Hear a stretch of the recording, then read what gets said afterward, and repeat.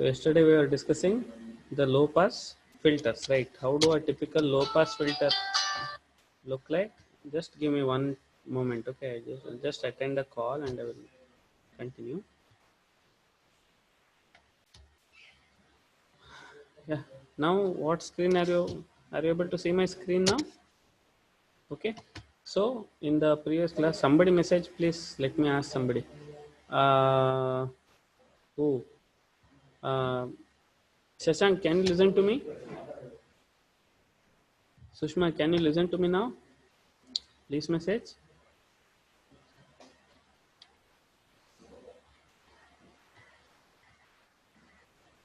Okay. Hmm? So yesterday we discussed the low pass filters and how did a typical low pass filter look like? A typical low pass filter I had shown yesterday would look something like this, right? This is how a typical low pass filter looks like, which will contain a white circle in the center and surrounded by black background.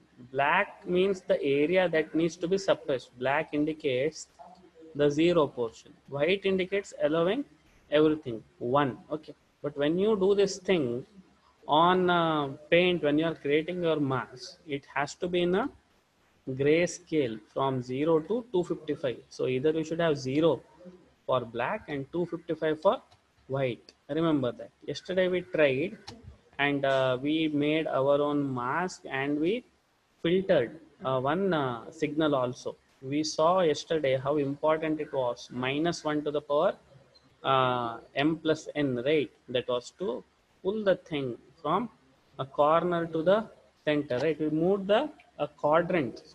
That was one thing. Then we also saw that how it is important, the ringing effect.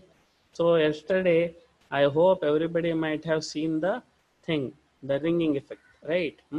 Was there any confusion? Did anybody try, by the way, the frequency domain thing? Did anybody try filtering? So description is very simple. It is 1 if d naught, the value, is below this particular point, the radius. Dv is given something like this. Why this is given, by the way? Because as I told you, from the midpoint, okay, that's the catch involved. So if at all you are experiencing it in terms of an expression, then you need to use this particular expression. If at all you are creating masks on paint, then you need not use the expression, because that's not the case with the other two filters that we are going to study, the Gaussian and the Butterworth filters. Okay. So there was that filter, and what purpose, by the way, low pass filters serve? Low pass filters are used to smoothen or the blur, right? We know why do we use the blur. We have seen in unsharp masking, high boost filtering, a blur is typically used, okay, to remove sharp edges. That's where we use blurs. We will see a few examples here also where we may have to use blurs. Otherwise we all are wondering, why would somebody want to blur a message? Okay. And did you observe this ringing effect? By the way, yesterday we saw the cameraman thing, right? There was an aura around that particular cameraman. I told you it is a disadvantage. We don't want it. And why does that happen, by the way? So we have studied even in the previous semester, right, in the DSP. Sudden transition in a domain results in, when filtered using this particular thing, results in overshoots and undershoots, right? The overshoots and undershoots near the transitions, that was the reason for this ringing effect. It doesn't stop at a single transition. It stops at every impulse that occurs.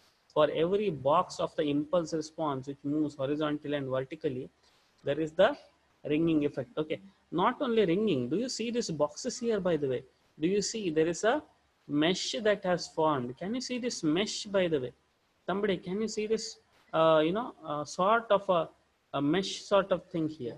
Okay, on the corners or rounded edges we get this rings. Otherwise it's usually this mesh. Okay, otherwise it's usually this mesh. Lower orders get worse. Higher or radius of 230, what it is indicating? 250 is the final one. So you're almost picking allowing all of the intensities in the frequency domain. That's why this is almost as good as the original image itself. Okay. Are we clear, everybody? Shall we continue? That was low pass filter. Any doubts?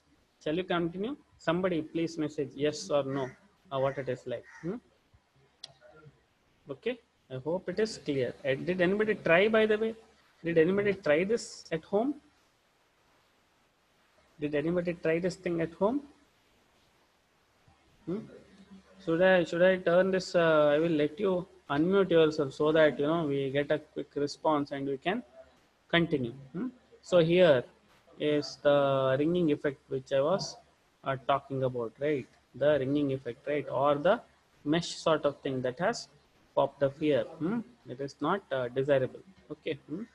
So what's the solution, by the way? What's the solution? Butterworth filter is a solution. Okay. So what was the solution, by the way, in digital signal processing? We saw there was this rectangular window. Remember, in DSP for filters, we had a rectangular window. Rectangular window caused Gibbs phenomenon. Things went worse. That's why we went for how the solution. What was the solution? We went for the various other windows, right? The what was that? Hamming window, Hanning window. So what were those windows, by the way? Instead of suddenly cutting off, they were having something like this, right? This was a Hamming and Hanning, right? I remember we would draw it like this. This was Hanning, Hamming, Blackman, and so and so, right? Those windows were used. Similarly here, since most of the research has already been done on Butterworth filters, they have decided to use Butterworth the thing only. Okay, because Hamming and Hanning thing came because we were discussing FR filters and the order hat was very large. We had the freedom. Butterworth filter for lesser order can achieve the shape. Okay, that's why a Butterworth. Okay, that's why the Butterworth filter. So now see here, how do you describe a Butterworth filter, by the way? Are you convinced that this expression here, 1 divided by 1 plus this thing, indicates a Butterworth filter? Are you convinced with this particular expression? What it is like? There is the cutoff.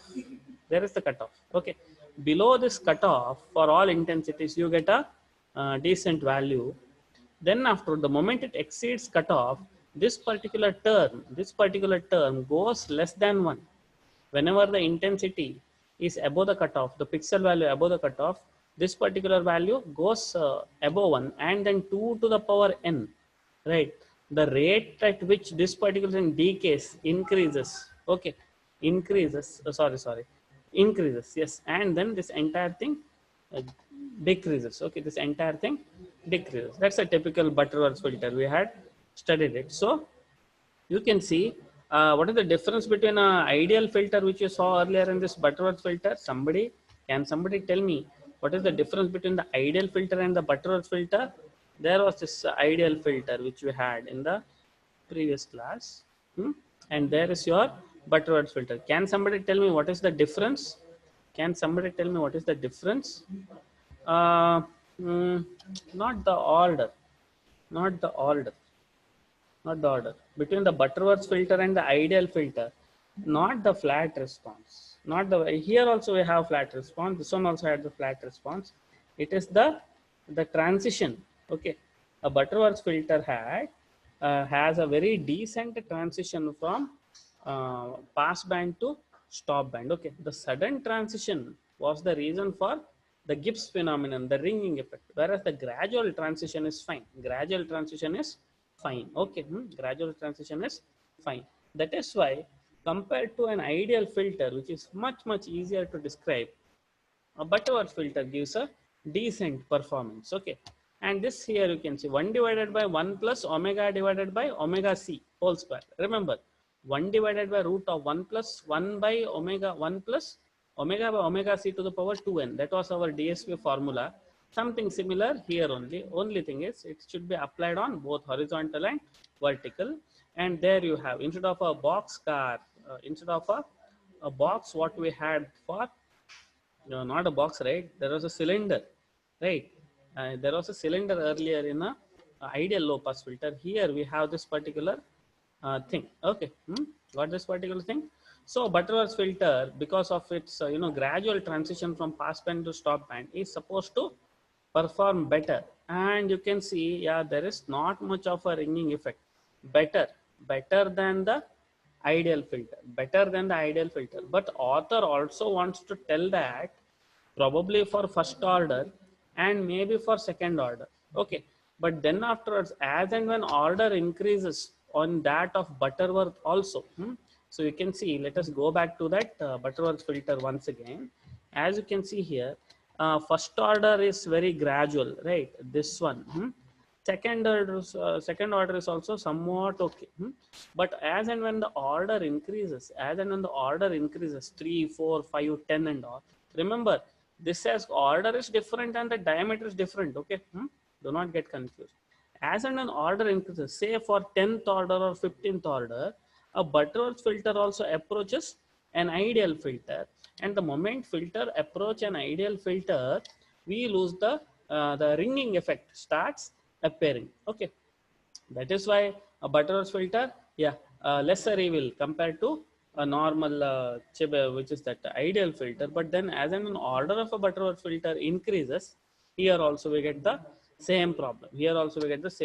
Second problem is, if at all you want to keep reduced order, you cannot allow the passband also. Okay, that's why you want certain filter which is not which has a very flat ideal response to certain extent, and then afterwards you don't want the for a particular order you do not want it to give the ringing effect also as and when it approaches the ideal filter. Okay, that's why we need an intermediate filter. Let us see what is the solution. Okay, a Butterworth filter, he says, perform decently, but ringing effect still there. Okay, that is why the solution is in the form of a Gaussian low pass filter. Okay, here is the description of a Gaussian filter.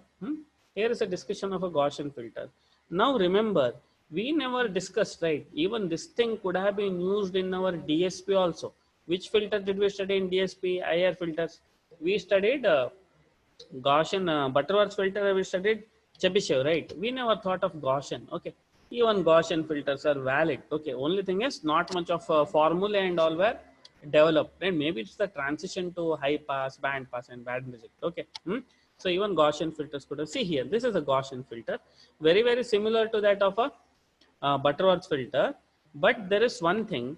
Even for higher orders, you can see, even for higher order, the transition, the sudden transition thing is not occurring here in case of the Gaussian filters. So seems to perform better. So not seems to perform, it does perform better compared to Butterworth filter. Okay, this filter does perform better compared to a Butterworth filter. Okay, so ideal filter has ringing effect definitely. Butterworth filter has ringing effect above certain radius, has ringing effect above certain order. Below that it does not have. Whereas this particular filter here, the Gaussian low pass filter is does not have any ringing effect. Okay, so how does it look like, by the way, a Gaussian filter? There is the this is the frequency domain of a Gaussian filter. This is a corresponding mask. Okay, this is the corresponding mask. Okay, so you see. Okay, so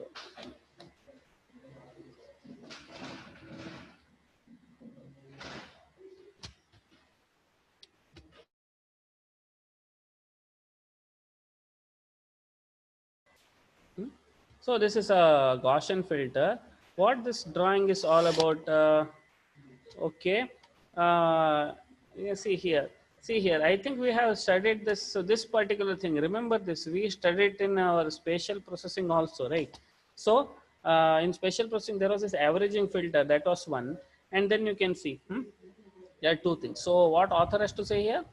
Gaussian filter in the frequency domain, and B, what is, which is B? Yeah, this one here, Gaussian frequency domain, high pass filter, and corresponding spatial filters. See, these are the corresponding spatial filters. Okay, and then the mask shown. Okay, so we have already done this particular thing, right? We did not discuss Butterworth. Butterworth here has been taken as a case of other filters that we are using. Okay, so let me clarify. Either it is ideal filter because of the ease in which mask can be created, or it is Gaussian filter, be it you want to do in spatial domain or in the frequency domain. Okay, spatial domain or in the frequency domain. Okay, this one here, by the way, is the mask of a high pass filter. Okay, this one is the mask of the high pass filter. Remember, we had used this. See this particular mask. See, all minus. and plus value in between. Just observe. We'll come to high pass filters once we are done with low pass. Okay, let's not get confused much. Okay. So there we have the Gaussian filters. Okay, there we have the Gaussian filters.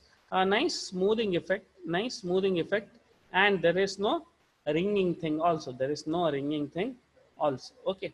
So three types of filters have been discussed.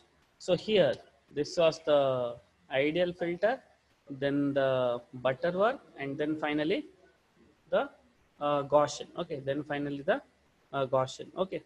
So I think you see here this particular thing. Can you see them ringing thing here in a Gaussian filter also for second order Butterworth filter also? Author says it is not that much easy to identify, but he has picked up this particular figure, by the way, is very important. Okay, it's a test image which is having all the types of data. Okay. That's why whenever you are trying something new, you better take this particular test image only. Okay, so this particular, no, not a good idea. This one anyway, a big no to this, and this is our preferred Gaussian low pass filter. This is our preferred low pass filter. Okay. Yes. So where do we use it, by the way?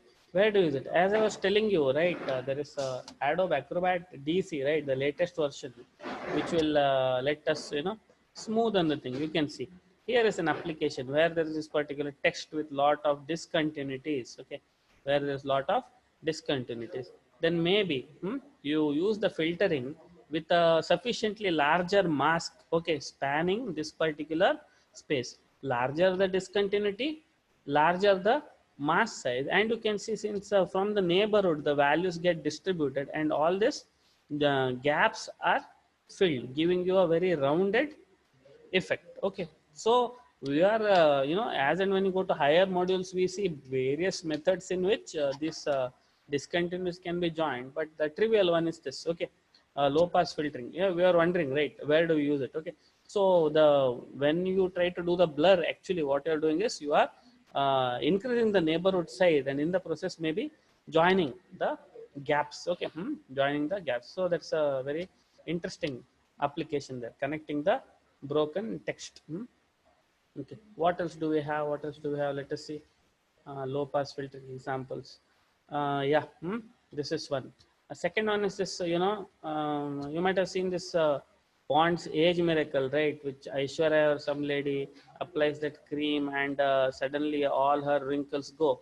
It is not the age miracle. It's actually thanks to some signal processing algorithms, she is made to look younger. Okay, not only her, maybe Shah Rukh Khan also. Okay. I don't want to be, gender bias, I don't want to bring, but then you can see here, remove the blemishes in a photograph. So it is not any cream or something, it is actually a better filter. Okay, a better filter does wonders. And by the way, I'm not joking. You just go through those, shampoo ads and those skin cream ads. You see how artificial those face looks like. Okay, all those ads have, consumed lots and lots of not creams but image processing algorithms. Okay. What else, by the way? Yeah, here is a Gaussian filter. Spectrum of the original signal multiplied with this particular Gaussian filter, and there is the filtered image. Okay. Why this is done? This is just a test example, by the way. Okay, this is an example, but previous two examples were somewhat real world applications. Okay. So now in next class we will discuss sharpening. Okay, next class we will discuss sharpening. So what's the deal with sharpening, by the way? What's the deal with sharpening? Before go to sharpening,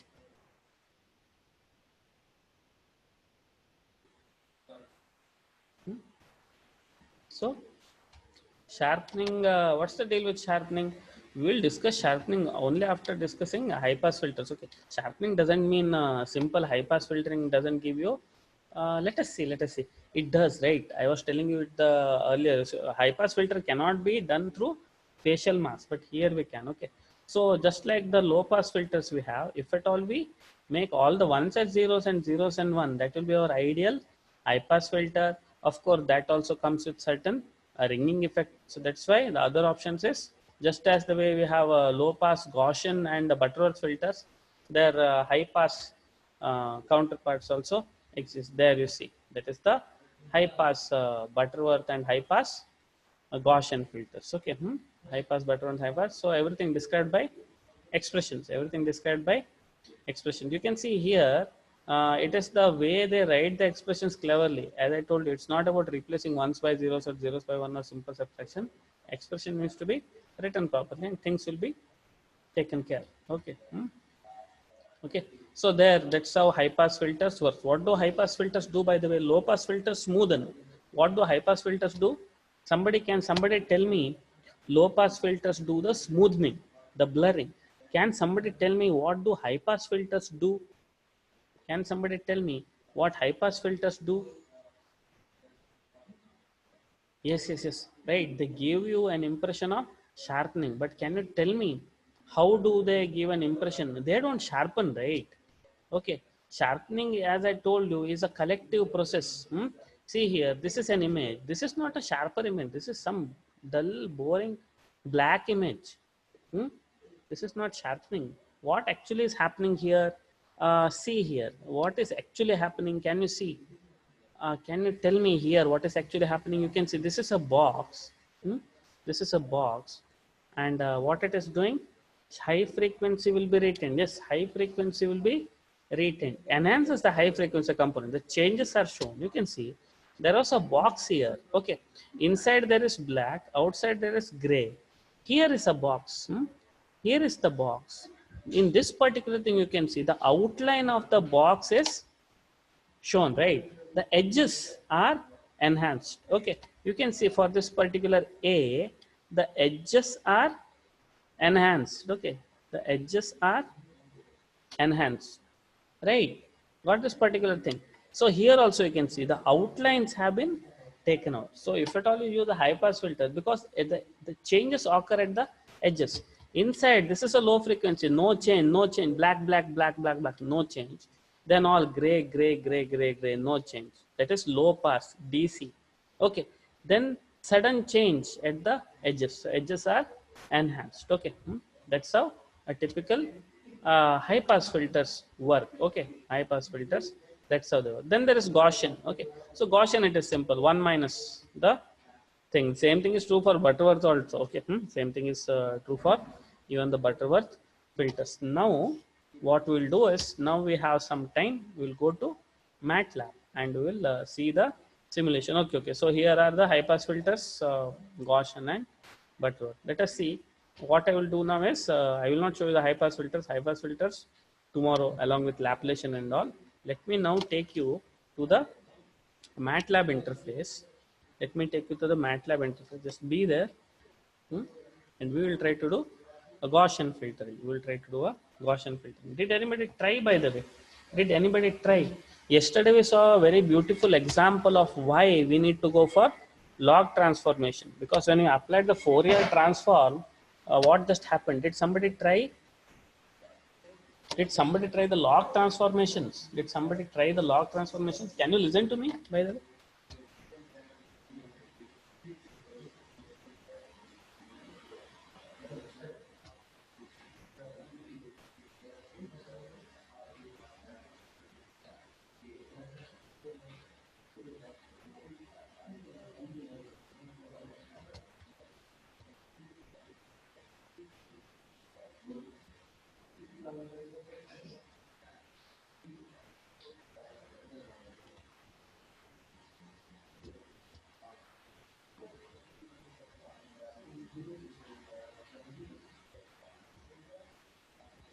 Just be there. I'm getting some glitches here. Just be there.